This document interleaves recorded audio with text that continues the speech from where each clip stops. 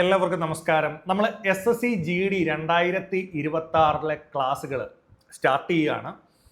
അപ്പോൾ ഞാൻ നിങ്ങൾക്ക് ഇതിലെടുക്കാനായിട്ട് പോകുന്ന ടോപ്പിക്ക് റീസണിങ് ആണ്. റീസണിങ്ങിൻ്റെ കംപ്ലീറ്റ് ആയിട്ടുള്ള ടോപ്പിക്കുകൾ നിങ്ങൾക്ക് ഞാൻ കൃത്യമായി സിലബസിൻ്റെ ഓർഡറിൽ പറഞ്ഞു തരുന്നതായിരിക്കും. എനിക്ക് ആദ്യമേ നിങ്ങളോട് പറയാനുള്ളത്, നിങ്ങൾ വളരെ ആത്മവിശ്വാസത്തോടു കൂടി പഠിക്കാനായിട്ട് ശ്രമിക്കുക. അങ്ങനെയാണെങ്കിൽ ദിശ അക്കാഡമി എല്ലാ സപ്പോർട്ടും തന്ന് ഫുൾ ക്ലാസ്സുകളും തന്ന് നിങ്ങളോടൊപ്പം ഉണ്ടാവും. അതിന് ഏറ്റവും നല്ല ഉദാഹരണമാണ് ഞാൻ എൻ്റെ ലാസ്റ്റ് വീഡിയോയിൽ നിങ്ങളുമായിട്ട് പങ്കുവച്ചു. നമ്മുടെ ഫ്രണ്ടിൽ ഫാക്റ്റുകൾ മാത്രമേ ഉള്ളൂ. ഫാക്റ്റ് അല്ലാത്ത ഒരു കാര്യത്തെക്കുറിച്ച് നമ്മൾ ഡിസ്കസ് ചെയ്യുന്നില്ല. എന്താണ് ഫാക്റ്റുകൾ? നമുക്കറിയാം, ഈ വർഷം ഒക്ടോബർ നവംബറോട് കൂടി അടുത്ത 2026 GDയുടെ നോട്ടിഫിക്കേഷൻ വരുമെന്നും ജാനുവരി ഫെബ്രുവരിയോട് കൂടി പരീക്ഷ നടക്കുമെന്നും ഉള്ളൊരു ഫാക്റ്റ് SSCയുടെ കലണ്ടറിൻ്റെ ഭാഗമായിട്ട് നമുക്ക് കിട്ടിയിട്ടുണ്ട്. അടുത്ത വളരെ കൃത്യമായി നിങ്ങൾക്ക് പറഞ്ഞു തരാനുള്ളത്, ദിശ അക്കാഡമി ഇതുവരെ പ്രൊവൈഡ് ചെയ്തിട്ടുള്ള ക്ലാസ്സുകൾ. ദിശ അക്കാഡമി ഇതുവരെ പ്രൊവൈഡ് ചെയ്തിട്ടുള്ള ക്ലാസ്സുകൾ എന്ന് പറയുമ്പോൾ SSC GD 2021 പോയിട്ടുള്ള ഈ 79-80 ക്ലാസ്സുകൾ, 22 പോയിട്ടുള്ള ഈ 100 ക്ലാസ്സുകൾ, അതുപോലെ തന്നെ 2023-24 പോയിട്ടുള്ള ഈ 82 ക്ലാസ്സസ്, അതുപോലെ തന്നെ ഈ 24-25 പോയിട്ടുള്ള 91 ക്ലാസ്സുകൾ. കണ്ടോ, ഇതെല്ലാം കൃത്യമായ ഫാക്റ്റുകളായിട്ട് നമ്മുടെ ഫ്രണ്ടിൽ നിൽക്കുകയാണ്. അപ്പോൾ SSC GD 2026 ആഗ്രഹിക്കുന്ന ആളുകളെ സംബന്ധിച്ച് ഇപ്പോൾ തന്നെ ഏകദേശം ഒരു 350 350 ക്ലാസ്സസ് നിങ്ങൾക്ക് കാണാനായിട്ട് നിങ്ങളുടെ ഫ്രണ്ടിലുണ്ട്. ഇത് ഫാക്റ്റാണ്. എക്സാമിൻ്റെ നോട്ടിഫിക്കേഷൻ വരുന്ന ഡേറ്റ് അറിയാം, പരീക്ഷ വരുന്ന ഡേറ്റ് അറിയാം. ഇനി എത്ര സമയം നമ്മുടെ ഫ്രണ്ടിലുണ്ട്? ടോട്ടൽ ഒരു 6 months സമയം മാത്രമേ നമ്മുടെ ഫ്രണ്ടിലുള്ളൂ. ശരിയാണോ? 6 മാസ സമയമാണുള്ളത്. പല ആളുകൾ പല രീതിയിൽ നമ്മളെ ഡിസപ്പോയിൻ്റ് ചെയ്യും. ഞാൻ നിങ്ങളോട് പറയുകയാണ്, ചില ആളുകൾ പറയും ഇത് പഠിക്കണ്ട, ഇതിനിങ്ങനെ പോകണ്ട, ഇതിനേക്കാളും സാലറി ഉള്ള ജോലി കിട്ടും, അല്ലെങ്കിൽ ഇച്ചിരി പാടാണ് എന്നൊക്കെ പറയും. ലാസ്റ്റ് ടൈം, അതായത് 2023 GD ഒക്കെ ക്ലിയർ ചെയ്ത ആളുകൾ ഇപ്പം നമ്മളെ കാണാനായിട്ട് വന്നുകൊണ്ടിരിക്കുമ്പോൾ ഞാൻ അവരോട് സംസാരിച്ച വളരെ പ്രധാനപ്പെട്ട കാര്യം, 20-21 വയസ്സിൽ നിങ്ങൾക്കൊരു ജോലി കിട്ടിയില്ലേ? 15 വർഷത്തെ സർവീസ് മാത്രം മതി നിങ്ങൾക്ക്. അങ്ങനെയാണെങ്കിൽ നിങ്ങൾക്കൊരു 36 വയസ്സാകുമ്പോൾ ഒരു സർവീസ് നിങ്ങൾ കംപ്ലീറ്റ് ചെയ്യും. എനിക്കിപ്പോൾ ഏജ് 38 ഉണ്ട്. അപ്പോൾ എൻ്റെ ഏജൊക്കെ എത്തുമ്പോഴത്തേക്ക് നിങ്ങൾ ഒരു സർവീസ് കംപ്ലീറ്റ് ചെയ്ത് വേണമെങ്കിൽ നിങ്ങൾക്ക് അടുത്ത പാഷൻ എന്തെങ്കിലും ഉണ്ടെങ്കിൽ അതിലേക്ക് ട്രൈ ചെയ്യാം. ഇല്ലെങ്കിൽ നിങ്ങൾക്ക് ആ സർവീസ് വേണേൽ കുറച്ചുകൂടെ കണ്ടിന്യൂ ചെയ്യാം, എന്ത് വേണേലും ചെയ്യാം. അപ്പോൾ ഒരു യങ്ങർ ഏജിൽ വളരെ ഒരു ഡിസിപ്ലിൻഡ് ലൈഫും ഒരു സർവീസും കംപ്ലീറ്റ് ചെയ്യാൻ കിട്ടുന്ന ഓപ്പർച്യൂണിറ്റി. പിന്നെ ഇതൊരു പാഷൻ ആയിരിക്കണം. തീർച്ചയായിട്ടും ഈ ജോബ് ഒരു ഇൻട്രസ്റ്റ് ഉള്ള ആളുകൾക്കാണ് കൂടുതലും കയറാനായിട്ട് സാധിക്കുന്നതും അല്ലെങ്കിൽ അതിനകത്ത് മുന്നോട്ട് പോകാനായിട്ട് സാധിക്കുന്നതും. അപ്പോൾ ആ പാഷനുള്ള എല്ലാ ആളുകളും മസ്റ്റായിട്ടും ട്രൈ ചെയ്യുക. അവരുടെ കൂടെ ദിശ അക്കാഡമി ഉറപ്പായിട്ടും ഉണ്ടാവും. ചില ആളുകൾ ഇങ്ങനെ പറയാറുണ്ട്, എന്തിനാണ് നിങ്ങൾ ഇങ്ങനെയുള്ള വീഡിയോസൊക്കെ കണ്ടിരിക്കുന്നത്? മസ്റ്റായിട്ട് നിങ്ങൾ കണ്ടിരിക്കണം. നിങ്ങൾക്ക് ഇതിൻ്റെ കോൺഫിഡൻസ് ലഭിക്കുന്നത് ഇത്തരം ക്ലാസ്സുകളിൽ നിന്നാണ്. നിങ്ങൾ കണ്ടിരിക്കുന്നത് മാത്രമല്ല, നിങ്ങളുടെ കൂട്ടത്തിൽ അറിയാത്തവർക്ക് നിങ്ങൾ ഈ വീഡിയോ ഷെയർ ചെയ്ത് കൊടുക്കണം. എടാ, ഇങ്ങനൊരു ചാനലുണ്ട്, ഇത് കാണാൻ പറയണം, ക്ലാസ്സുകൾ കണ്ട് പഠിക്കാൻ പറയണം. നിങ്ങൾ ചാനൽ സബ്സ്ക്രൈബ് ചെയ്തിട്ടില്ലെങ്കിൽ സബ്സ്ക്രൈബ് ചെയ്യണം. അതുപോലെ നിങ്ങളുടെ സുഹൃത്തുക്കൾക്ക് മസ്റ്റായിട്ടും റെക്കമെൻഡ് ചെയ്യണം. നമ്മളെപ്പോലുള്ള അധ്യാപകർക്ക് നിങ്ങളുടെ സപ്പോർട്ട് മാത്രമാണ് പ്രതിഫലം, അല്ലേ? അപ്പോൾ തീർച്ചയായിട്ടും നിങ്ങളുടെ സപ്പോർട്ട്, അതുപോലെ തന്നെ തിരിച്ച് നമ്മളുടെ ഭാഗത്തു നിന്ന് നിങ്ങൾക്ക് ചെയ്തു തരാൻ സാധിക്കുന്ന ഏറ്റവും ബെസ്റ്റ് കാര്യങ്ങൾ ചെയ്യാൻ ട്രൈ ചെയ്യാം. അപ്പോൾ ഞാൻ കൂടുതൽ വിശദമായ കാര്യങ്ങളിലേക്ക് കടക്കുകയാണ്. ആദ്യം എനിക്ക് പറയാനുള്ളത്, എത്ര മാർക്കാണ് റീസണിങ്ങിൽ നിന്ന്? ടോട്ടലായിട്ടുള്ള കാര്യം എപ്പോഴും ഞാൻ തന്നെ പറയാറുണ്ട്, 80 ക്വസ്റ്റ്യൻസും 160 മാർക്കുമാണ് നമുക്ക് വരുന്നത്. 60 മിനിറ്റ് വരുന്ന പരീക്ഷയാണ് എന്ന് എല്ലാവർക്കും അറിയാം. 1 മണിക്കൂർ വരുന്ന പരീക്ഷയാണ്. അതിൽ 80 മാർക്ക് എന്ന് പറയുമ്പോൾ റീസണിങ്ങും ജനറൽ അവയർനെസ്സും മാത്സും ഇംഗ്ലീഷും ചേർത്തിട്ടാണ്. ഓരോന്നിനും 20 വീതം ഈച്ചാണ്. അതിൽ റീസണിങ്ങിൽ 20 ക്വസ്റ്റ്യൻസും ഉണ്ട്, 40 മാർക്സും ഉണ്ട്. അത് ഞാൻ നിങ്ങൾക്ക് ഗ്യാരണ്ടി തരിക. 40 മാർക്ക് നിങ്ങൾക്ക് ഗ്യാരണ്ടി തരിക. ലാസ്റ്റ് ടൈമിലെ കട്ട് ഓഫ് എന്നൊക്കെ പറഞ്ഞാൽ എത്ര ആയിരുന്നു? 60 മാർക്ക്. അതിൽ മക്കളെ 40 മാർക്ക് ഞാൻ നിങ്ങൾക്ക് ഗ്യാരണ്ടി തരിക. പരീക്ഷ കഴിഞ്ഞിട്ട് യൂട്യൂബ് പബ്ലിക് പ്ലാറ്റ്ഫോം ആണല്ലോ, നിങ്ങൾ വന്ന് കമൻറ്റ് ചെയ്തോളൂ. ഞാൻ നിങ്ങളോട് ഉറപ്പിച്ച് പറയുകയാണ്, നിങ്ങൾക്ക് ആ മാർക്ക് കിട്ടിയില്ല എന്നുണ്ടെങ്കിൽ നിങ്ങൾ ഉറപ്പായിട്ടും എൻ്റെ തന്നെ വീഡിയോയുടെ താഴെ നിങ്ങൾ കമൻ്റ് ഇട്ടോളൂ. ഞാൻ അത്ര കോൺഫിഡൻ്റ് ആയിട്ട് പറയുകയാണ്, നിങ്ങൾ കൃത്യമായിട്ട് ദിശ അക്കാഡമിയുടെ 350 ക്ലാസ്സസ് കണ്ടു പഠിക്കുകയും ഈ ക്ലാസ്സുകളുടെ ചേർത്ത് പഠിക്കുകയും കൂടെ ചെയ്താൽ ഉറപ്പായിട്ടും എന്ത് കിട്ടും? നിങ്ങൾക്ക് ഈ എക്സാം ക്ലിയർ ചെയ്യാൻ പറ്റുന്നതേ ഉള്ളൂ. ഇനി ഓഫ്ലൈനായിട്ടൊക്കെ പഠിക്കാനുള്ളവർക്ക് ഞാൻ എപ്പോഴും സൂചിപ്പിക്കാറുണ്ട്, ട്രിവാൻഡ്രം, കൊട്ടാരക്കര, കൊല്ലം, തൃശ്ശൂർ, കോഴിക്കോട് എല്ലാം നമ്മുടെ സെൻറ്ററുകൾ അവൈലബിൾ ആണ്. ദിശ ലേണിംഗ് ആപ്ലിക്കേഷനിലൂടെ ഓൺലൈനായിട്ട് വെൻഡർ സപ്പോർട്ട് കൂടി പഠിക്കണമെങ്കിൽ അങ്ങനെ പഠിക്കാവുന്നതാണ്. യൂട്യൂബ് എന്ന് പറയുന്ന ഒരു പബ്ലിക് പ്ലാറ്റ്ഫോമാണ്. അക്കാഡമിക്ക് ചെയ്യാൻ കഴിയുന്നതിൻ്റെ ഏറ്റവും ബെസ്റ്റ് ക്ലാസ്സസ് നിങ്ങൾക്ക് ഫ്രീ ആയിട്ട് തരാനാണ് യൂട്യൂബ് പ്ലാറ്റ്ഫോമിലൂടെയും ഉപയോഗിക്കുന്നത്. അപ്പോൾ നിങ്ങളുടെ എല്ലാവരുടെയും സപ്പോർട്ട് തീർച്ചയായും ഉണ്ടായിരിക്കണം. മസ്റ്റായിട്ടും നിങ്ങൾക്ക് വീഡിയോ ഇഷ്ടപ്പെടുന്നുണ്ടെങ്കിൽ നിങ്ങൾ ലൈക്ക് ചെയ്യണം, ഉറപ്പായിട്ടും നിങ്ങൾ ലൈക്ക് ചെയ്യണം. അതുപോലെ തന്നെ നിങ്ങളുടെ ഒപ്പീനിയൻസ് കമൻറ്റുകളായിട്ട് രേഖപ്പെടുത്തണം. ഇത് രണ്ടും നിങ്ങളെ എനിക്ക് നേരിട്ട് കാണാൻ കഴിയുന്നില്ലെങ്കിലും നിങ്ങളുടെ കമൻറ്റുകളിലൂടെയും നിങ്ങളുടെ ലൈക്കുകളിലൂടെയും മാത്രമേ എനിക്ക് നിങ്ങളുമായിട്ട് കമ്മ്യൂണിക്കേറ്റ് ചെയ്യാൻ പറ്റുള്ളൂ. ഓക്കെ, എനിവേ നമുക്ക് റീസണിങ്ങിൻ്റെ സിലബസിലേക്ക് പോകാം. എടാ, വലിയ ടഫസ്റ്റ് ആയിട്ടുള്ളൊരു സിലബസ് ഒന്നും നമ്മുടെ ഫ്രണ്ടിലില്ല. നിലവിലത്തെ സാഹചര്യം വെച്ച് അനലോഗീസ് ഉണ്ട്, ക്ലാസിഫിക്കേഷൻ ഉണ്ട്, കോഡിംഗ് ഡീകോഡിംഗ് ഉണ്ട്. ഇവിടുന്ന് എല്ലാം ഒരു 1 to 2 ക്വസ്റ്റ്യൻസ് നമുക്ക് എക്സാമിന് പ്രതീക്ഷിക്കാം കേട്ടോ. 1 to 2 ക്വസ്റ്റ്യൻസ്. 2 ക്വസ്റ്റ്യൻസ് കമ്പൽസറി ആണ്. ചിലപ്പോൾ അത് 3 വരെ പോകാൻ ചാൻസ് ഉണ്ട്. എല്ലാത്തിനകത്തും 2 ക്വസ്റ്റ്യൻസ് കിട്ടും. ക്ലാസിഫിക്കേഷൻ ചിലപ്പോൾ കാണാൻ ചാൻസ് ഇല്ല. കോഡിംഗ് ഡീകോഡിംഗ് 2 ക്വസ്റ്റ്യൻസ് എന്തായാലും ഉണ്ടാവും. അത് 3 വരെ പോകാൻ ചാൻസ് ഉണ്ട്. ബ്ലഡ് റിലേഷൻ ഒറ്റ ക്വസ്റ്റ്യൻ പ്രതീക്ഷിച്ചാൽ മതി. സീറ്റിംഗ് അറേഞ്ച്മെന്റ് ചിലപ്പോൾ 2 ക്വസ്റ്റ്യൻ വരെ പോകാം. വെൻ ഡയഗ്രം ഒറ്റ ക്വസ്റ്റ്യൻ മതി. സിലോജിസം 2 ക്വസ്റ്റ്യൻ വരെ പോകാം. ഡൈസ് ആൻഡ് ക്യൂബ് ഒറ്റ ക്വസ്റ്റ്യൻ വരാം. അരിത്തമെറ്റിക്കലിൽ നിന്ന് 2 ക്വസ്റ്റ്യൻ റീസണിംഗിൽ വരാം. പിന്നെ നമ്പർ സീരീസിൽ നിന്ന് 2 to 3 ക്വസ്റ്റ്യൻസ് വരാം. മിറർ ഇമേജിൽ നിന്ന് ഒരു ക്വസ്റ്റ്യൻ വരാം. ഫിഗർ ക്ലാസിഫിക്കേഷനിൽ നിന്ന് ഒരു ക്വസ്റ്റ്യൻ വരാം. പിന്നെ ഫിഗർ ബേസ്ഡ് ഒരു 2 to 4 ക്വസ്റ്റ്യൻസ് വരെ വരാം. ഇത്രയുമാണ് നമ്മുടെ 20 ക്വസ്റ്റ്യൻസ് വരുന്ന ഏരിയാസ്. ഇനി ഏതെങ്കിലും പുതിയ റീസണിങ് ടോപ്പിക്കുകൾ വെൻഡർ ചേഞ്ചിന്റെ ഭാഗമായിട്ട് ആഡ് ചെയ്യുകയാണെങ്കിൽ പോലും കൃത്യമായിട്ട് അത് ഉൾപ്പെടെ ഞാൻ എന്ത് ചെയ്യും, നിങ്ങൾക്ക് പറഞ്ഞു തരും. അപ്പോൾ എന്ത് ചെയ്യുക, വളരെ ചിട്ടയായിട്ട് ഈ സിലബസ് അങ്ങ് എഴുതിയെടുത്തേ മക്കളെ. ഈ സിലബസ് അങ്ങോട്ട് എഴുതിയെടുത്തേ എല്ലാവരും. എഴുതിയെടുത്തോ നിങ്ങൾ? ഓക്കെ. അപ്പോൾ റീസണിങ്ങിൻ്റെ ഇൻട്രോ ക്ലാസ്സിൽ എനിക്ക് നിങ്ങളോട് പറയാനുള്ളത്, ആദ്യം നിങ്ങൾ എന്ത് ചെയ്യുക, ആത്മവിശ്വാസം നേടിയെടുക്കുക. 4 ബുക്കുകൾ മേടിക്കുക. മാത്സിനൊരു ബുക്ക്, റീസണിങ്ങിന് ഒരു ബുക്ക്, ഇംഗ്ലീഷിനൊരു ബുക്ക്, അതുപോലെ തന്നെ GKയുടെ ബുക്ക്. ഇനി മുതൽ ആഴ്ചയിൽ 4 ക്ലാസ് വീതം നിങ്ങൾക്ക് കിട്ടും. ഫ്രീ ആയിട്ട് നിങ്ങൾക്ക് ആഴ്ചയിൽ 4 ക്ലാസ് ദിശ അക്കാഡമി ടീം നിങ്ങളുടെ ഫ്രണ്ടിൽ വന്നിട്ട് നിങ്ങൾക്ക് കൃത്യമായി പറഞ്ഞു തരും. ഓണമൊക്കെ കഴിഞ്ഞ് കഴിയുമ്പോഴത്തേക്ക്, അതായത് സെപ്റ്റംബർ ഒരു 15 കഴിയുമ്പോഴത്തേക്ക് നമ്മൾ ഇതിൻ്റെ ഗിയർ ഒന്നുകൂടെ കൂട്ടും. എല്ലാ ദിവസവും ക്ലാസ്സുകളിലേക്ക് നമ്മൾ മൂവ് ചെയ്യും. ഇപ്പോൾ തളർന്നിരിക്കുന്ന അല്ലെങ്കിൽ ഒന്ന് മടിച്ചിരിക്കുന്ന ആളുകളുണ്ടെങ്കിൽ എല്ലാവരെയും ഒന്ന് കൂട്ടിച്ചേർക്കാൻ വേണ്ടിയിട്ടാണ്. August 1st week class start ചെയ്യണേ സാറെന്ന് എൻ്റെ ലാസ്റ്റ് വീഡിയോയുടെ താഴെ ഒരുപാട് പേര് കമൻറ്റ് ചെയ്തിട്ടുണ്ടായിരുന്നു.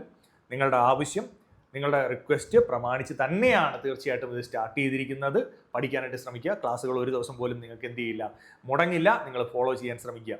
അപ്പോൾ എന്ത് ചെയ്യണം, റീസണിങ്ങിൻ്റെ ബുക്ക് മേടിച്ചോ നിങ്ങൾ, ഇല്ലെങ്കിൽ ഒരു ബുക്ക് മേടിച്ചുകൊണ്ട് വന്നിട്ട് സിലബസ് ആദ്യം എഴുതിയെടു. മാർക്കിൻ്റെ വെയിറ്റേജും കൃത്യമായിട്ടൊന്ന് മനസ്സിലാക്കി വെക്ക്. എന്ത് ചെയ്യുക, നമ്മൾ പഠിക്കാനായിട്ട് പോവുകയാണ്. ഓക്കെ, റെഡിയല്ലേ മക്കളെ? അപ്പോൾ പഠിക്കാൻ പോകുന്ന നിങ്ങൾ എന്തൊക്കെ കാര്യങ്ങൾ റീസണിങ്ങിൽ നിന്ന് ആദ്യം പഠിക്കണം, ഞാൻ നിങ്ങൾക്ക് ബേസിക് ആയിട്ടുള്ള ചില പോയിന്റുകൾ പറഞ്ഞു തരാനാണ് ആഗ്രഹിക്കുന്നത്. ഇന്ന് ഡീറ്റെയിൽഡ് ആയിട്ട് ഒരു ക്ലാസ്സിലേക്ക് പോകുന്നില്ല. ഒരുപാട് ടോപ്പിക്കുകൾ, നമ്മുടെ ടോപ്പിക്കുകൾ ഏതാണെന്ന് ചോദിച്ചാൽ ഒരു സംശയമില്ല. ഇത്രയും ടോപ്പിക്കുകൾ പഠിക്കണം. അനലോഗീസ് പഠിക്കണം, അതായത് സിമിലാരിറ്റീസ് പഠിക്കണം, ക്ലാസിഫിക്കേഷൻ പഠിക്കണം, ഓഡ് വൺ ഔട്ട് പഠിക്കണം, കോഡിംഗ് ഡീകോഡിംഗ് പഠിക്കണം, അതായത് കോഡുകൾ ഉണ്ടാക്കുന്നത് പഠിക്കണം, ബ്ലഡ് റിലേഷൻ, ഫാമിലിയിലുള്ള റിലേഷൻഷിപ്പുകളാണ് ബ്ലഡ് റിലേഷനിൽ വരുന്നത്. പിന്നെന്താ, സീറ്റിംഗ് അറേഞ്ച്മെന്റ് ഉണ്ട്. അതായത് സീറ്റിംഗ് എന്ന് പറഞ്ഞു കഴിഞ്ഞാൽ ലീനിയർ ആയിട്ടും സർക്കുലർ ആയിട്ടും സ്ക്വയർ ടേബിളിലും ഒക്കെ ആളുകളെ ഇരുത്തുന്ന അറേഞ്ച്മെന്റുകളാണ്. അതുപോലെ റാങ്കിങ് ഉണ്ട്. ചില ആളുകളെ മാർക്കിൻ്റെയും വെയിറ്റിൻ്റെയും ഏജിൻ്റെയും ഒക്കെ അടിസ്ഥാനത്തിൽ അറേഞ്ച് ചെയ്യുന്ന റാങ്കിങ്ങിൻ്റെ ക്വസ്റ്റ്യൻസ് ഉണ്ട്. പിന്നെ വെൻ ഡയഗ്രംസ് ഉണ്ട്. എന്താണ്, ഒരു കൂട്ടം ആളുകളെ ഡയഗ്രമാറ്റിക്കലി റെപ്രസെന്റ് ചെയ്യുന്നതിനെയാണ് വെൻ ഡയഗ്രംസ് എന്ന് പറയുന്നത്. ഓക്കെ. പിന്നെന്താ ഉള്ളത്, സിലോജിസം, സ്റ്റേറ്റ്മെന്റ് ടൈപ്പ് ക്വസ്റ്റ്യൻസ് ഒക്കെ ഉണ്ട്. പിന്നെ ഡൈസ് ആൻഡ് ക്യൂബ്സിന്റെ സെക്ഷൻസ് ഉണ്ട്. കൂടാതെ എന്തുണ്ട്, അരിത്തമെറ്റിക്കൽ റീസണിങ്, അതായത് മാത്തമാറ്റിക്കൽ ഓപ്പറേഷൻ പോലെയുള്ള കാര്യങ്ങളൊക്കെ ഉണ്ട്. പിന്നെന്താണ്, നമ്പർ സീരീസ്, മാത്സിന്റെ നമ്പർ സീരീസുകളുണ്ട്. അതുപോലെ തന്നെ ആൽഫബറ്റുകളുടെ സീരീസ് ഉണ്ട്. പിന്നെന്തുണ്ട്, മിറർ ഇമേജ്, വാട്ടർ ഇമേജ് പോലെയുള്ള കാര്യങ്ങളുണ്ട്. പിന്നെന്തുണ്ട്, ഫിഗർ ക്ലാസിഫിക്കേഷൻ, ഫിഗറുകളിൽ തന്നെയുള്ള ക്ലാസിഫിക്കേഷനും ഫിഗർ സീരീസുകളും ഒക്കെ ഉണ്ട്. ഫിഗർ ബേസ്ഡ് എന്ന് പറയുമ്പോൾ hidden figures, embedded figures, paper cutting and folding, counting figures, അങ്ങനെ കുറേ ഫിഗർ ബേസ്ഡ് ആയിട്ടുള്ള ക്വസ്റ്റ്യൻസ് കൂടി ഇതിൻ്റെ ഭാഗമായിട്ട് വരാറുണ്ട്. അപ്പോൾ എന്ത് ചെയ്യണം, നിങ്ങൾ കൃത്യമായിട്ട് ഒരു നോട്ട്ബുക്ക് മേടിച്ച് ഇത്രയും സിലബസ് എഴുതിയ മക്കളെ. അങ്ങനെയാണെങ്കിൽ നമുക്കിനി എന്ത് ചെയ്യാം, നമുക്ക് ഇത് നിങ്ങൾ ബേസിക് ആയിട്ട് പഠിക്കണം. റീസണിങ് പഠിക്കുമ്പോൾ ആദ്യം ഒരു വിദ്യാർത്ഥി പഠിക്കേണ്ട കാര്യമാണ് ആൽഫബറ്റുകളും അവയുടെ പ്ലേസ് വാല്യൂസും. ഇത് നിങ്ങൾ ബൈ ഹാർട്ട് ചെയ്ത് പഠിക്കുക മക്കളെ. പഠിക്കണം. ആൽഫബറ്റുകളും അവയുടെ പ്ലേസ് വാല്യൂസും. ഇതിൽ കുറേയൊക്കെയുള്ള 26 ആൽഫബറ്റ് നിങ്ങൾക്കറിയാം. അതിൻ്റെ സ്ഥാനവിലകൾ ആ മേളിൽ കാണിച്ചിരിക്കുന്ന പ്ലേസ് വാല്യൂസ് ആയിരിക്കും ഒരുപക്ഷെ അറിയാത്തത്. എനിക്ക് തോന്നുന്ന കുറേയൊക്കെ നിങ്ങൾക്കറിയാം. എ ഒന്നാമത്തെയാണെന്നറിയാം, ബി രണ്ടാമത്തെയാണെന്നറിയാം, സി മൂന്നാമത്തെയാണെന്നറിയാം, ഡി നാലാമത്തെയാണെന്നറിയാം, ഇ അഞ്ചാമത്തെയാണെന്നറിയാം, എഫ് എത്രാമത്തെ ലെറ്റർ, ആറാമത്തെ ലെറ്റർ ആണ്. ഇതൊക്കെ നിങ്ങൾക്ക് അറിയാം. അതായത് എൻ്റെ ഒരു കാഴ്ചപ്പാട് വെച്ച് പറയുകയാണെങ്കിൽ എഫ് വരെയുള്ള ഈ 6 ഏതുറക്കത്തിൽ വിളിച്ച് ചോദിച്ചാലും നിങ്ങൾ പറയുമെന്ന് ഞാൻ പറയും. പിന്നെ അതുപോലെ തന്നെ ഈ വൈ യു ഇസഡും നിങ്ങൾ പറയുമെന്ന് ഞാൻ പറയും. കാരണം എന്താ, വൈ 25ാമത്തെയും ഇസഡ് 26 ലെറ്റർ ഉണ്ടായിട്ട് ഇസഡ് 26ാമത്തെ ലെറ്റർ ആണെന്ന് അറിയാം. അതായത് ഈ 6 നിങ്ങൾക്കറിയാം, ഈ 2 നിങ്ങൾക്ക് കൃത്യമായിട്ട് അറിയാം. 6 2 എത്രണ്ണമായി മക്കളെ? 8 ആയോ? ഇനി ഞാൻ നിങ്ങളോട് പറയുന്നു, ഇത് 2 ഹാഫായിട്ടല്ലേടാ ഡിവൈഡ് ചെയ്തിരിക്കുന്നത്, മൊത്തം 26 അല്ലേ? പകുതി എടുക്കുമ്പോൾ എത്ര വരും? 13. അപ്പോൾ ഫസ്റ്റ് 13, നെക്സ്റ്റ് 13. അപ്പോൾ ഫസ്റ്റ് 13ന്റെ ലാസ്റ്റ് ലെറ്റർ ആരാ മക്കളെ? എം അല്ലേടാ? എം. അതങ്ങ് പഠിച്ചു വെച്ചേക്കണം. അടുത്ത ഹാഫ് സ്റ്റാർട്ട് ചെയ്യുമ്പോൾ ആദ്യത്തെ ലെറ്റർ ആരാ? എൻ. അപ്പോൾ എം എത്ര? 13th 13ാമത്തെ ലെറ്ററും എൻ എത്രാമത്തെ ലെറ്ററാ? 14ാമത്തെ ലെറ്റർ. ഇപ്പൊ തന്നെ അങ്ങ് ബൈഹാർട്ട് ചെയ്തേ. എന്താ പഠിക്കുന്നത്? ഈ 2 കൂടെ എന്താണ്? എം 13ഉം എൻ 14. ഇപ്പൊ 6 2 8 2 10 ലെറ്ററിന്റെ പച്ച വെള്ളം പോലെ നിങ്ങൾ പഠിച്ചു. എം എത്രാമത്തെ ലെറ്റർ? 13ാമത്തെ ലെറ്റർ. എൻ എത്രാമത്തെ ലെറ്റർ? 14ാമത്തെ ലെറ്റർ. ഉറപ്പാണോ? ഇനി ഞാൻ നിങ്ങൾക്ക് ഒരു കോഡ് കൂടെ പഠിപ്പിച്ചു തരാം. ഇജോട്ടി എന്ന് പറയുന്നൊരു കോഡ് കൂടി പഠിക്കുക. ഇജോട്ടി എന്താണെന്ന് ചോദിച്ചാൽ, ഈ ഇജോട്ടി എന്ന് പഠിച്ചു വെച്ചാൽ 5 10 15 20 25 പൊസിഷനിൽ വരുന്ന ലെറ്റേഴ്സാണ്. പറഞ്ഞ് മനസ്സിലായ മക്കളെ? ഇജോട്ടി എന്ന് പറയുന്ന കോഡ് പഠിച്ചു വെക്കുക. അപ്പോൾ 10ാമത്തെ ലെറ്റർ ആരാണെന്നും 15ാമത്തെ ലെറ്റർ ആരാണെന്നും 20ാമത്തെ ലെറ്റർ ആരാണെന്നും സിമ്പിളായിട്ട് പറയും. ഈ വൈയും നമുക്കറിയാം 5 25 ആണെന്ന്. അപ്പോൾ ജെ എത്രാമത്തെ ലെറ്റർ? 10ാമത്തെ ലെറ്റർ. ജെ എത്രാമത്തെ ലെറ്റർ? 10ാമത്തെ ലെറ്റർ. ഒ എത്രാമത്തെ ലെറ്റർ? 15ാമത്തെ ലെറ്റർ. ടി എത്ര? T20 മാച്ച് എന്നൊക്കെ കേട്ടില്ലേ മക്കളെ? T20 match. ടി എത്രാമത്തെ ലെറ്റർ? 20ാമത്തെ ലെറ്റർ. അപ്പോൾ എത്ര? അതാ 3 കൂടി ഇപ്പം ഞാൻ പറഞ്ഞു. അപ്പോൾ ടോട്ടൽ എത്ര ലെറ്റേഴ്സായി? 6 to 8. 8ന്റെ കൂടെ 2 കൂടെ വരുമ്പോൾ 10. 10ന്റെ കൂടി 3 കൂടെ വരുമ്പോൾ എത്ര? 13 ലെറ്റേഴ്സ്. ഓക്കെ, 13 ലെറ്റേഴ്സിൻ്റെ നമുക്ക് വൃത്തിയായിട്ട് അറിയാം. 13 ലെറ്റേഴ്സിൻ്റെ പ്ലേസ് വാല്യൂസ് എപ്പോൾ ചോദിച്ചാലും കൃത്യമായിട്ട് പറയുന്ന രീതിയിൽ നമുക്കറിയാം. സംഭവം ഓക്കെ ആണല്ലോ. അപ്പോൾ ഇതാണ് നമ്മൾ ആദ്യം ഒരു ബേസിക് ലെവലിൽ പഠിക്കേണ്ടത്. എന്തുകൊണ്ടെന്നാൽ നമുക്കൊരു പരീക്ഷയ്ക്ക് 4 to 5 ക്വസ്റ്റ്യൻസ് ഏത് ഏരിയയിൽ നിന്ന് വരുന്നതാണെന്ന് ചോദിച്ചു കഴിഞ്ഞാൽ ഈ ആൽഫബറ്റും അവയുടെ പ്ലേസ് വാല്യൂസുമായി ബന്ധപ്പെട്ട് 4 മുതൽ 5 ക്വസ്റ്റ്യൻസ് റീസണിങ്ങിൽ നിന്ന് വരും. എടാ, നമുക്ക് മൊത്തം 20 ക്വസ്റ്റ്യൻസ് അല്ലേ വരുന്നത്? മൊത്തം 20 ക്വസ്റ്റ്യൻസ്. അതിൽ 4 to 5 ക്വസ്റ്റ്യൻസ് നമുക്ക് എവിടെ നിന്നുണ്ട്? ഈ ആൽഫബറ്റുകളും അവയുടെ പ്ലേസ് വാല്യൂസും. ഞാനിപ്പോൾ പറഞ്ഞു, നിങ്ങൾ പച്ചവെള്ളം പോലെ പഠിച്ചു വെച്ചേക്കുന്ന ആദ്യത്തെ 6 ലെറ്റർ, അവസാനത്തെ 2 ലെറ്റർ 8 ലെറ്റർ, എമ്മും എന്നും ചേർത്ത് 10 ലെറ്റർ. ഇജോട്ടിയിലൂടെ ജെയും ഒയും ടിയും പഠിച്ചു. ജെ എത്ര? 10, ഒ എത്ര? 15, ടി എത്ര? 20. അപ്പം മൊത്തം 13 ലെറ്റേഴ്സ് വൃത്തിയായിട്ട് പഠിച്ചു. ഇനി 13 കൂടെ പഠിച്ചാൽ മതി. അത് നിങ്ങൾ ബൈഹാർട്ട്. ഇപ്പം ടി 20. ഇപ്പോൾ യു എത്രയാണെന്ന് ചോദിച്ചാൽ ടി 20 ആണെങ്കിൽ ടി യു 21 ഇങ്ങനെ ബൈഹാർട്ട് ചെയ്യണം. എസ് എത്ര? 19. ഇങ്ങനെ നിങ്ങൾ എന്ത് ചെയ്യുക? മൈൻഡിൽ പ്രാക്ടീസ് ചെയ്യാമെങ്കിൽ ഉറപ്പായിട്ടും നിങ്ങൾക്ക് ചെയ്യാൻ പറ്റുന്നത് മാത്രമേ ഉള്ളൂ. എന്തെന്ന് പറയുന്നത്, ഇത് ബൈഹാർട്ട് ചെയ്ത് പഠിക്കുക എന്നുള്ള process is very simple. Okay ആണല്ലോ. അപ്പോൾ എൻ്റെ അടുത്ത ക്ലാസ്സിന് വരുന്നതിന് മുമ്പ് ഈ ഒരു കാര്യം നിങ്ങളുടെ നോട്ട്ബുക്കിലേക്ക് പകർത്തി എഴുതുക, പഠിക്കുക. അപ്പം ഞാൻ ടോപ്പിക്ക് സിലബസുകൾ പഠിപ്പിച്ചു. രണ്ടാമതായിട്ട് ഞാൻ എന്ത് പഠിക്കണമെന്ന് പറഞ്ഞു? ഞാൻ പറഞ്ഞു ആൽഫബറ്റുകളും അവയുടെ പ്ലേസ് വാല്യൂസും ഒന്ന് പഠിച്ചു വെച്ചേക്കാൻ പറഞ്ഞു. ഓക്കെ ആണേ? അപ്പോൾ ഇതിനകത്ത് വല്ല തർക്കമുണ്ടോ? 4 മുതൽ 5 ക്വസ്റ്റ്യൻസ് വരെ നമുക്ക് കൃത്യമായിട്ട് പറഞ്ഞു തരും. അപ്പോൾ ഇനി അത് കഴിഞ്ഞിട്ട് അടുത്ത എനിക്ക് പറയാനുള്ളത്, നമുക്കെപ്പോഴും റീസണിങ്ങിലായാലും മാത്സിലായാലും വളരെ പ്രാധാന്യത്തോടു കൂടി പഠിക്കേണ്ട സാധനമാണ് സ്ക്വയറുകളും ക്യൂബുകളും. ഓക്കെ, സ്ക്വയറുകളും ക്യൂബുകളും നമുക്ക് പഠിക്കണം. അപ്പോൾ ഏകദേശം ഒരു 30 വരെയുള്ള സംഖ്യകളുടെ സ്ക്വയറോട് ബൈഹാർട്ട് ചെയ്ത് പഠിക്കണം. അപ്പോൾ നമ്മൾ 361 എത്രൻ്റെ സ്ക്വയർ ആണ് എന്ന് ചോദിച്ചാൽ 361 എന്ന് പറയുന്നത് 19ന്റെ സ്ക്വയർ ആണ് എന്ന് നമുക്ക് പെട്ടെന്ന് പറയാൻ പറ്റണം. പറഞ്ഞ് മനസ്സിലായോ? അപ്പോൾ അതേപോലെ ഇപ്പോൾ ഇവിടെ ഒരു 25 വരെയെങ്കിലും നിങ്ങൾ പഠിക്കാൻ ശ്രമിക്കുക. താഴോട്ട് പോയില്ലെങ്കിലും അത്രയെങ്കിലും പഠിക്കാൻ ശ്രമിക്കുക. ഇപ്പോൾ 1331 ഏതിൻ്റെ ക്യൂബാണ് എന്ന് ചോദിച്ചാൽ 11ന്റെ ക്യൂബാണ് എന്ന് നമുക്ക് പെട്ടെന്ന് പറയാൻ പറ്റണം. അപ്പോൾ ആ രീതിയിലേക്ക് എന്ത് ചെയ്യണം? ക്യൂബുകളും പഠിക്കണം, സ്ക്വയറുകളും പഠിക്കണം. ഇത് നമ്പർ സീരീസിന് ആവശ്യമാണ്, നമ്പർ ക്ലാസിഫിക്കേഷൻ ആവശ്യമാണ്, നമ്പർ അനലോഗിക്ക് ആവശ്യമാണ്. അപ്പോൾ പലയിടത്തും സീരീസിലും അനലോഗീസിലും ഒക്കെ ആവശ്യമാണ്, മാത്സിലും ആവശ്യമാണ്. അപ്പോൾ ഞാൻ ആദ്യം നിങ്ങളുടെ അടുത്ത് എന്ത് പഠിക്കാൻ പറഞ്ഞു? ആൽഫബറ്റും അവയുടെ പ്ലേസ് വാല്യൂസും പഠിക്കാൻ പറഞ്ഞു. പഠിക്കുമല്ലോ? അതേ ബുക്കിൽ തന്നെ സ്ക്വയറും ക്യൂബും എല്ലാവരും ആ ബുക്കിലോട്ട് അങ്ങോട്ട് എഴുതിയിട്ട് ഇതങ്ങോട്ട് പഠിക്കുക. ബൈ ഹാർട്ട് ചെയ്ത് പഠിക്കണം. ഞാൻ 729 എന്തിൻ്റെ സ്ക്വയർ ആണെന്ന് പറയുമ്പോൾ തിരിച്ച് പറയണം സാർ 27ൻ്റെ സ്ക്വയർ ആണ് എന്ന് തിരിച്ച് പറയാൻ പറ്റണം. അല്ലാതെ 27ൻ്റെ സ്ക്വയർ ഇങ്ങനെ ഓരോ ഓർഡറിൽ പഠിച്ചു നോക്കുകയല്ല. ഏത് നമ്പർ കണ്ടാൽ എന്തിൻ്റെ സ്ക്വയർ ആണ് എന്ന് പെട്ടെന്ന് ഗസ് ചെയ്യാൻ പറ്റുന്ന രീതിയിൽ എന്ത് ചെയ്യുക, പഠിക്കാനായിട്ട് നിങ്ങൾ ശ്രമിക്കണം. അപ്പോൾ ഞാൻ രണ്ടാമത് പറഞ്ഞ കാര്യം എന്താണ്, നിങ്ങൾ പഠിക്കേണ്ടത് മസ്റ്റായിട്ടും സ്ക്വയർ പഠിക്കുക, ക്യൂബ് പഠിക്കുക. ആദ്യം എന്ത് പറഞ്ഞു, ആൽഫബറ്റുകളും പ്ലേസ് വാല്യൂസും പഠിക്കുക. അതിനു മുമ്പ് എന്തെഴുതാൻ പറഞ്ഞു, സിലബസുകൾ എഴുതാൻ പറഞ്ഞു. പഠിക്കുമല്ലോ. അപ്പോൾ ഇതെല്ലാവരും ഇപ്പോൾ ഈ സ്ക്രീൻ അങ്ങോട്ട് ഇത് ചെയ്ത് വെച്ച് സ്ക്വയറും ക്യൂബും എല്ലാം നിങ്ങളുടെ ബുക്കിലോട്ടൊന്ന് എഴുതിയല്ലോ. ഓക്കെ. ദെൻ അടുത്തത് ഇതെന്താ, എല്ലാവർക്കും അറിയാവുന്ന ബേസിക് സാധനമാണ് ഡയറക്ഷൻ. അപ്പോൾ ഈ ഒരു പ്രത്യേകത മാത്രം പഠിച്ചു നോക്കും മക്കളെ. ഇതാ VNS ഓർത്ത് വെച്ചാൽ മതി. VNS എന്ന് പറഞ്ഞാൽ എന്താ, വെസ്റ്റ് ഈസ്റ്റ് നോർത്ത് സൗത്ത്. നോക്കൂ മക്കളെ, VNS പഠിച്ചു വെച്ചാൽ വെസ്റ്റ് ഈസ്റ്റ് നോർത്ത് സൗത്ത് എല്ലാവർക്കും ഒരു വര വരച്ച് ഇങ്ങനെ കുരിശു പോലൊരു വര വരച്ചാൽ VNS എന്ന് രേഖപ്പെടുത്തുക. VNS എന്ന് വെച്ചാൽ west east north south. Clear ആണേ? നോർത്തിനും ഈസ്റ്റിനും ഇടയ്ക്ക് വരുന്ന ലൊക്കേഷൻ നോർത്ത് ഈസ്റ്റ്, നോർത്തിനും വെസ്റ്റിനും ഇടയ്ക്ക് നോർത്ത് വെസ്റ്റ്, സൗത്തിനും വെസ്റ്റിനും ഇടയ്ക്ക് സൗത്ത് വെസ്റ്റ്, സൗത്തിനും ഈസ്റ്റിനും ഇടയ്ക്ക് സൗത്ത് ഈസ്റ്റ്. ഇങ്ങനെ 8 ഡയറക്ഷൻസ് വൃത്തിയായി പഠിച്ചു വെക്കുക. ഇത് ഓരോന്നും തമ്മിൽ 45 ഡിഗ്രിയാണ് വരുന്നത്. ഇവിടുത്തെ മെയിൻ ഡയറക്ഷൻസ് തമ്മിൽ എത്രയാണ് വരുന്നത്, 90 ഡിഗ്രിയാണ് വരുന്നത്. ഇത് മനസ്സിലാക്കിയ അഥവാ ഡയറക്ഷൻ്റെ ക്വസ്റ്റ്യൻസ് വന്നാലോ, അല്ലെങ്കിൽ സീറ്റിംഗ് അറേഞ്ച്മെൻറ്റിൽ കുറേ ആളുകൾ ഫേസിങ് നോർത്ത് എന്ന് പറയുമ്പോൾ നമ്മൾ എങ്ങോട്ടാണ് വരയ്ക്കേണ്ടത്, അവരിതാ ഫേസിങ് നോർത്തിലേക്കാണ് ഫേസ് ചെയ്യുന്നത് എന്ന് നമുക്ക് കൃത്യമായിട്ട് വരയ്ക്കാം. ഒരു ബെഞ്ചിൽ ആൾക്കാരെ എഴുതിയിരിക്കുന്നു, അവർ ഫേസ് ചെയ്യുന്ന എങ്ങോട്ടാ, നോർത്തിലേക്ക്. കുറേ ആൾക്കാരെ എഴുതിയിരിക്കുന്നു, അവർ ഫേസ് ചെയ്യുന്ന സൗത്തിലോട്ടാ എന്ന് പറഞ്ഞാൽ ഇങ്ങോട്ടേക്കല്ലേ വരയ്ക്കേണ്ടത്. അപ്പോൾ ഇതൊക്കെ മനസ്സിലാക്കാൻ നമ്മളെ ഹെൽപ്പ് ചെയ്യും. ഇതൊന്ന് നിങ്ങൾ ബുക്കിൽ വരച്ചിടണം. ഡയറക്ഷൻ കൃത്യമായി പഠിച്ചു വെച്ചേക്കണം എന്നാണ് ഞാൻ പറഞ്ഞതിൻ്റെ അർത്ഥം. പഠിക്കുമല്ലോ, നിങ്ങൾ പഠിക്കുമല്ലോ. ശരി, ഓക്കെ. ദെൻ അടുത്തത് എന്താ, അടുത്തത് ഞാൻ നിങ്ങളെ ബേസിക് ഓർത്തു വെക്കാൻ പറയുന്നത് വെൻ ഡയഗ്രാംസാണ്. എന്തുവാണ് വെൻ ഡയഗ്രാംസ്? വെൻ ഡയഗ്രാംസ് എന്ന് പറഞ്ഞു കഴിഞ്ഞാൽ ഇപ്പോൾ കുറേ സെറ്റുകളെ നമ്മൾ ഇപ്പോൾ കോഫി കഴിക്കുന്ന കുറച്ച് ആളുകൾ, ടീ കഴിക്കുന്ന കുറച്ച് ആളുകൾ, ഇതൊരു കൂട്ടത്തെയാണ് നമ്മൾ ഈ സർക്കിൾ അല്ലെങ്കിൽ എലിപ്സ് ഷേപ്പ് ഉപയോഗിച്ചുകൊണ്ട് റെപ്രസെൻറ്റ് ചെയ്യുന്നത്. ഇപ്പോൾ കോഫി കഴിക്കുന്ന ആൾക്കാർ, ടീ കഴിക്കുന്ന ആൾക്കാർ. ഇനി കുറച്ച് പേര് കോഫിയും ടീയും കഴിക്കുന്ന ആൾക്കാരാണെങ്കിൽ ഇവരെ നമ്മൾ എന്ത് ചെയ്യും, നേരെ ഇങ്ങനെയല്ല ഈ സെറ്റിനെ രേഖപ്പെടുത്തുന്നത്. ഇത് കോഫി കഴിക്കുന്ന ആൾക്കാർ, ഇത് ടീ കഴിക്കുന്ന ആൾക്കാർ. ഇത് കോഫി ഓൺലിയാണ്, സി ഓൺലി. ഇതെന്താണ്, ടീ ഓൺലി.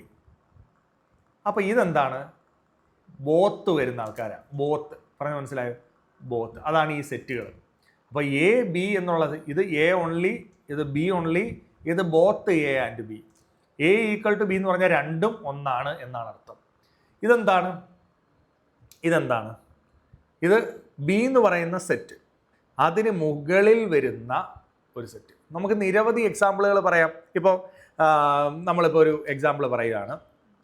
പിന്നെ ഓക്കെ, ഇപ്പം ബി എന്ന് പറയുന്നത് മെയിൽ ഡോക്ടേഴ്സാണ്, മെയിൽ ഡോക്ടേഴ്സ്. എ എന്ന് പറയുന്നത് ഡോക്ടേഴ്സാണ്. അപ്പോൾ എന്താ, എ എന്ന് പറയുന്നത് ഡോക്ടേഴ്സിൻ്റെ സെറ്റാണ്. അതിനകത്ത് വരുന്നൊരു പാർട്ട് മാത്രമാണ് ആരെന്ന് പറയുന്നത്, മെയിൽ ഡോക്ടേഴ്സ് എന്ന് പറയുന്നത്. ശരിയാണോ? അപ്പോൾ അവിടെ ഫീമെയിൽ ഡോക്ടേഴ്സ് ഉണ്ടാവും, അത് വേറെ കാണും. പക്ഷെ മെയിൽ ഡോക്ടേഴ്സ് എന്ന് പറയുന്നത് സെറ്റാണ് ആരെന്ന് പറയുന്നത് ബി. അപ്പോൾ ഈ ബി എന്ന് പറയുന്ന സെറ്റ് എപ്പോഴും എന്തിനകത്തേ വരത്തുള്ളൂ, ആ ഡോക്ടർ എന്ന് പറയുന്ന വലിയ സെറ്റിനകത്തേ വരത്തുള്ളൂ. അപ്പോൾ അത് കാണിക്കാനാണ് ഈ വലിയ സെറ്റിൻ്റെ അകത്ത് ചെറിയ സെറ്റ് വരച്ചിരിക്കുന്നത്. ഇത്തരത്തിലുള്ള ഡയഗ്രമാറ്റിക് റെപ്രസെൻറ്റേഷൻസ്. അപ്പോൾ ഇതെന്താണ്, എ ഈക്വൽ ടു ബി കാണിക്കുന്നു. ഇതെന്തിനെയാണ് കാണിക്കുന്നത്, both A and B A കാണിക്കുന്നു. കുറച്ച് സം എ ആർ ബി എന്നാണ് ഇതിനെ ആക്ച്വലി റെപ്രസെൻറ്റ് ചെയ്യുന്നത്. കുറച്ച് എ എന്താണ്, ബി ആകുന്നു. ആ ബോത്ത് എയും ബിയും കൂടെ വരുന്ന ചേരുന്ന സം വരുന്ന ആ പോർഷനാണ് ഇതാണ്ട് ഈ വരച്ചിട്ടേക്കുന്നത്. കണ്ടോ? ഇത് നോക്ക്, ആൾ ബി ആർ എ, എല്ലാ ബിയും എ ആകുന്നു. ഇതോ ഓൾ എ ആർ ബി, എല്ലാ എയും എന്താകുന്നു, ബി ആകുന്നു. ഇങ്ങനെയൊക്കെ ഉള്ള റെപ്രസെൻറ്റേഷൻസ് നമുക്ക് വെൻ ഡയഗ്രാം വരുമ്പോൾ ആവശ്യമാണ്.